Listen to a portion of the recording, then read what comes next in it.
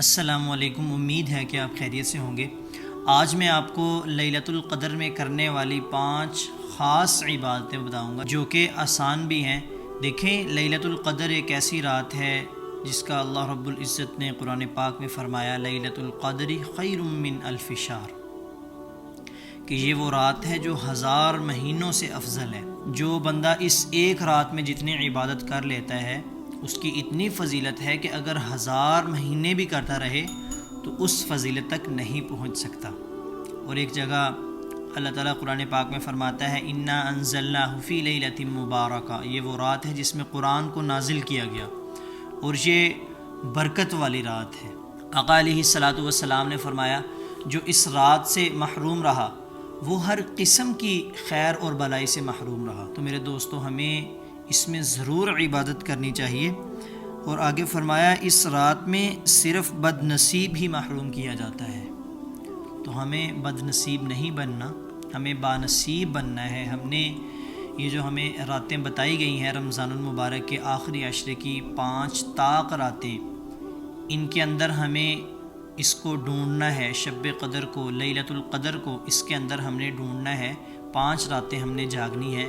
تو بہت سے بہن اور بھائی یہ سوال پوچھتے ہیں کہ اس کے اندر ہمیں کون سی عبادتیں کرنی چاہیے، اللہ رب العزت سے کیا مانگنا چاہیے۔ تو میں آج آپ کو اس کے 5 طریقے بتانے لگا ہوں۔ سب سے پہلا جو ہے مرد حضرات کے لیے آپ نے کرنا یہ ہے کہ عشاء کی نماز اور فجر کی نماز با جماعت ادا کرنی ہے، کیونکہ حدیث پاک کا مفہوم ہے کہ جو بندہ عشاء کی نماز جماعت کے ساتھ پڑھ لے اور صبح اٹھ کے فجر کی نماز جماعت کے ساتھ پڑھ لے تو اس کو پوری رات ثواب ملتا ہے۔ تو آپ نے یہ کام لازمی کرنا ہے، جماعت کے ساتھ نماز پڑھنی ہے۔ تو ہمارے بہت سے لوگ تو ایسے ہیں جو رمضان کے مہینے میں بھی نماز نہیں پڑھتے۔ تو میرے دوستو، اس چیز سے بچا کریں۔ چلیں، پہلے تو ہوتا ہے کہ جی ہمارے ساتھ شیطان ہے، لیکن اس کے اندر تو شیطان بھی ساتھ نہیں ہوتا، اس کے اندر تو آپ اکیلے ہوتے ہیں۔ تو اس چیز کا آپ نے لازمی اہتمام کرنا ہے، ٹھیک ہے۔ دوسرے نمبر پر جو میں آپ کو بتانے لگا ہوں وہ یہ ہے کہ آپ نے نوافل ادا کرنے ہیں۔ رات کا ایک حصہ طے کر لے کہ ہم نے بھائی اتنا سے اتنا ٹائم جو ہے اللہ رب العزت کے سامنے نوافل پڑھنے ہیں، تہجد مطلب کہ پڑھنی ہے، ٹھیک ہے۔ آپ نے یہ لازمی پڑھنے ہیں۔ اور یہ جو مغرب کے بعد 6 نوافل ہوتے ہیں، ٹھیک ہے، اگر بندہ یہ پڑھ لے تو عام دنوں میں آپ کو 12 سال کی عبادت کا ثواب ملتا ہے۔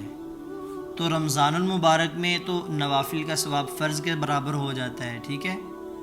تو دیکھیں اس کی کتنی زیادہ فضیلت بنتی ہے۔ پھر اوپر سے اگر آپ کو لیلۃ القدر بھی مل گئی تو یہ تو بہت آگے کو پھر بات چلی گئی، ٹھیک ہے۔ تو یہاں پر مجھے ایک بات یاد آئی، صحابہ کرام رضوان اللہ علیہم اجمعین ایک بار نبی کریم صلی اللہ علیہ وآلہ وسلم کے پاس آتے ہیں، کہنے لگے کہ جو پچھلی امتیں ہیں ان کی تو اتنی لمبی زندگیاں تھیں، ان کی تو عمریں بہت لمبی تھی، انہوں نے اس لیے عبادت بھی بہت زیادہ کی ہوگی اللہ رب العزت کی، جیسا کہ حضرت نوح علیہ السلام نے 950 سال صرف تبلیغ کی ہے، اس کے علاوہ ان کی جتنی بھی زندگی تھی، لیکن انہوں نے اتنے سال اللہ کے دین کی تبلیغ کی۔ کہنے لگے کہ ہمارا جو مقام ہوگا وہ تو کم ہوگا ان سے۔ تو پھر آگے یہ والی صورت نازل ہوئی کہ آپ کے پاس تو رمضان ہے، آپ کے پاس تو لیلۃ القدر ہے، یہ اللہ رب العزت کا اس امت پر خاص انعام ہے رمضان المبارک۔ دیکھیں جتنے روزے گزر گئے وہ گزر گئے، اب آپ اللہ کی طرف آ جائیں، اللہ رب العزت سے معافی مانگ لیں، مغفرت کر لیں، ٹھیک ہے۔ تیسرا عمل ہم نے کیا کرنا ہے؟ تیسرا عمل آپ نے صلاۃ التسبیح کی نماز اس رات میں ضرور ادا کرنی ہے، ٹھیک ہے۔ یہ نماز پڑھیں اور اللہ رب العزت سے دعا کریں۔ اس کا جو پراپر طریقہ ہے وہ میں نے اپنی پچھلی ویڈیو میں، میرے چینل کو اگر آپ کو نہیں پتہ تو آپ وزٹ کر سکتے ہیں، تو وہاں پہ آپ کو اس کا پورا طریقہ جو ہے، یہ 4 رکعت کی نماز ہوتی ہے، تو آپ اس کو پڑھیں۔ ایسا نہ ہو کہ آپ پوری رات صرف اور صرف اللہ رب العزت کی عبادت کر رہے ہیں، نوافل پڑھ رہے ہیں، ٹھیک ہے، صلاۃ التسبیح پڑھ لی، سبحان اللہ، اللہ اکبر، الحمدللہ، سب کچھ کر رہے ہیں، لیکن آخر میں آپ دعا نہیں مانگ رہے، اللہ کے بندوں نہیں، دعا ایک عبادت ہے۔ دعا صرف یہی نہیں کہ ہم نے اللہ سے مانگ لیا کہ اللہ ہمیں وہ چیز چاہیے، ہمیں فلاں چیز چاہیے، ہمیں وہ دے دے، نہیں، اس پہ آپ کو ثواب ملتا ہے۔ دعا کرنا ثواب کا کام ہے، ٹھیک ہے؟